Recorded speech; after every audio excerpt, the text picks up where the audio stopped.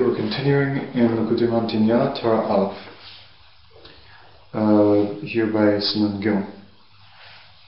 ולקשר עצמו לשורשי נשמות של ישראל צריך לידע מקור כל הנשמות ומקור חיוסם. So just to recap, we said that a person was created in order to rule over Malachim, and there's a problem because the Malachim are jealous of us. When we come to rule over the Malachim, so they try to push us down. And like we saw in the story of Rav Amram, they tried to make him do averos, and also by us, they try to make us fall from our madriga, from our level of serving Hashem, and they try to bring us down in order that we shouldn't rule over them because they're jealous. So the Rebbe says that the way to save yourself from this is by holding on to the source, to the shorsh the shorsh and neshamas of all Israel, to the root of all the souls of Israel. And we said that's the Bechina Kisei HaKavod, holding on to the Kisei HaKavod, that Hashem told Moshe Rabbeinu to hold on to the Kisei HaKavod in order to save himself from the jealousy of the Malachim, because we said Moshe Rabbeinu when he went up to Shemayim to get the Torah, he was afraid that the angels would maybe burn him up, like we learned before. So now the Rebbe is going to explain how exactly we do this, or one of the important things in holding on to the root of all of the souls of Israel, which sounds like a very abstract type of thing. One thing we mentioned before was Avos Yisrael, connecting yourself to all of the Jewish people through loving every Jew is an important factor in this.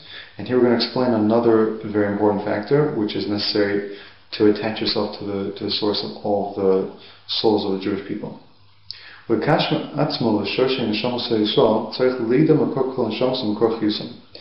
order to attach yourself to all of the root of all of the Jewish people, you have to know the source of all the neshamos and the source of their life force. From the place where you have to know the place where every single neshama gets its life from. And the main thing is in this fact is to know the famous people of the generation. Since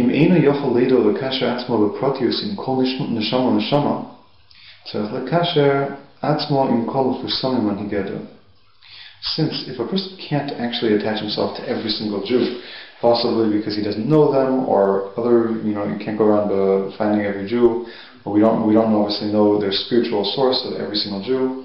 It's something that we can't. A normal person is very hard for them.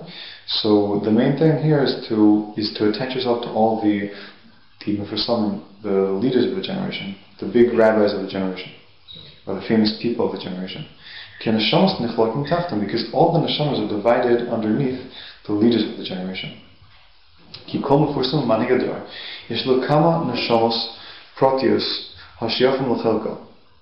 Because each manhig hador, each leader of the generation, of that generation, meaning if there are 10 leaders, so all the people of that generation are divided underneath these 10 leaders.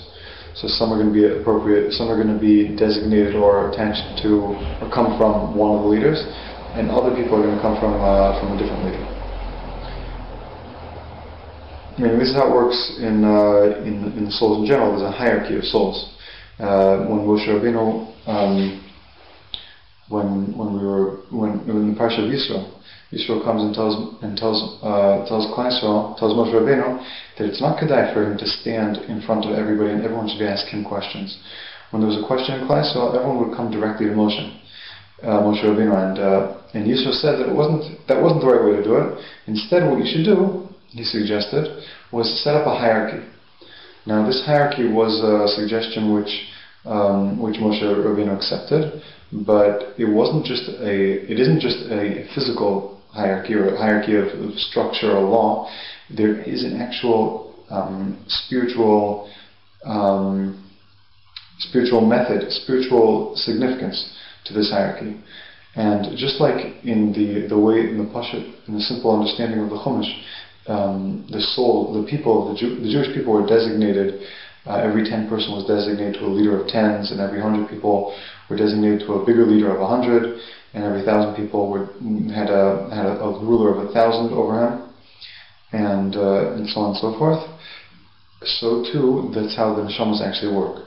There are small neshamas that are underneath, so to speak, a bigger neshama, and depending on how big the neshama is, that's how many neshamas that person has underneath. People have neshamas of 1,000, and he would be fitting to rule over 1,000 people and to teach 1,000 people how to serve Hashem.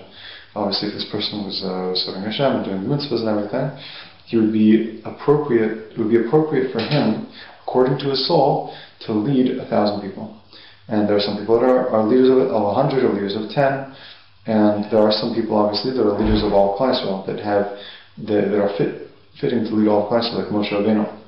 And there are also many others that were fitting and did lead Klal Yisrael single-handedly. These neshamas were obviously called all the neshamas. They were on top and ruled over all the neshamas.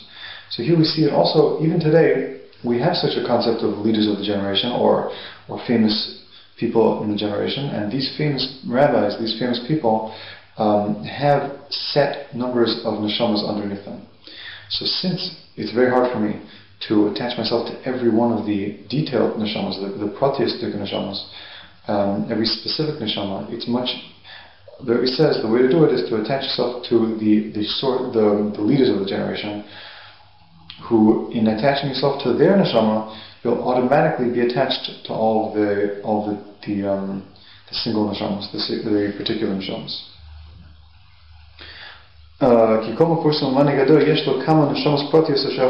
Because every manhigador, every leader of the generation, has a number of neshamas, a set number of neshamas that are underneath him, and that are appropriate, meaning that are connected to his portion, that are his portion.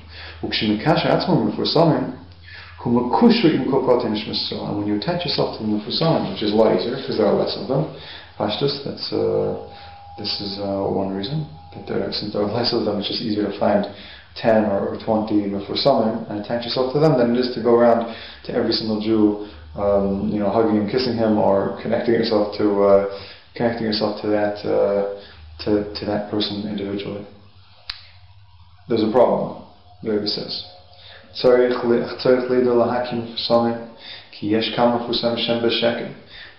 you have to recognize these Mefusamim, because there are some of them that are false, that are liars. And their leadership comes only through azus, only through the fact that they're very bold and they're very brazen, that they're able to stand up, and they do stand up in front of all of the people, even though they're not really fitting. As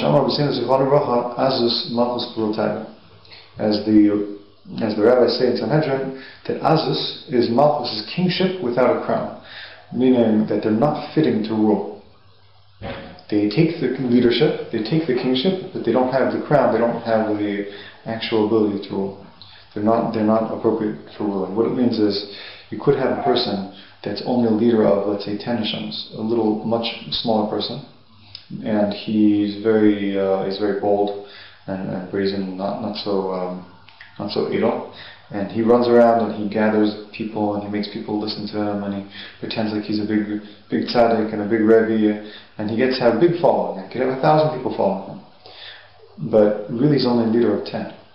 So how does this happen? This happens only through azus, through brazenness. Meaning it's not appropriate at all for him to be leading over all these people. He just takes these people with force, in a certain type of force, and he makes them follow him, or entices them to follow him. And really, it's not appropriate for such a person to have some people follow him. That's meaning the person could have a small neshama of 10, and really has tons and tons of people following him, and he's just not appropriate for him. And there's another way to understand this. That's one way. A similar way, but it could be two different approaches, is that it could be that the person really is a leader of 1,000, but maybe he's not really fitting at this point to actually lead. We see in the Torah, I don't remember exactly which also was. One of the previous Torahs in different. I think it was in the first Chiluk. Not really sure where it is. And there the Rebbe speaks about sometimes people not not really being ready to lead. So sometimes people having the ability to lead, meaning he really is a leader of 1,000, but he's not actually leading 1,000 people. There are people that he has rulership over them, but it's more hidden. So if a person like that, who really is, let's say, could be appropriate to lead many people, but he goes out and he forces it, and he doesn't, and he pretends to be bigger than he really is, or much greater than he really is, and he's not really fitting as far as his mitzvahs and ma'asim tovim, then it could be that he could take a lot of people underneath his wing, and he's really misleading them. He doesn't have a proper yiras shamayim to lead them. So, it could be you'll find a big genius of some sort, and he really has a great neshama, but he hasn't really refined his limud Torah and his avodas Hashem properly in order to lead even one person. So first, what he would have to do is he would have to work on avodas Hashem a lot until he purifies himself, and then, since he does have a big neshama, then he'd be fitting to actually lead 1,000 people. But at this point, he isn't, and that would be called azus, because he's making himself out to be like a big tzaddik and a big person who's fitting to lead a lot of people, and really he's very far from it. So we basically spoke about two different types of people, and again, this is I'm just trying to bring it down so we can understand and see practically how it happens that a person who's not fitting comes to rule over so many people according to the neshamas. One explanation is that he really has a small neshama, but he's a tough person, so he rules, he forces many people to listen to him or causes or entices them to listen to him and to follow him, but really he's not fitting to ever lead such a large group. And the other type of person is a person who really would be fitting to lead such a large group, but isn't actually fitting because he's just not ready as far as his avodas Hashem is concerned. And there could be many other cases that, or the Rebbe could be referring to a specific case here, but this is a simple understanding of two ways where people can come to have great azus, through azus to come to lead, and there could be false leaders without being fitting. So the Rebbe comes and asks, how is it possible for a person to recognize which one is a mefursam shel sheker, who's a false leader, and who's a true leader? So he explains. The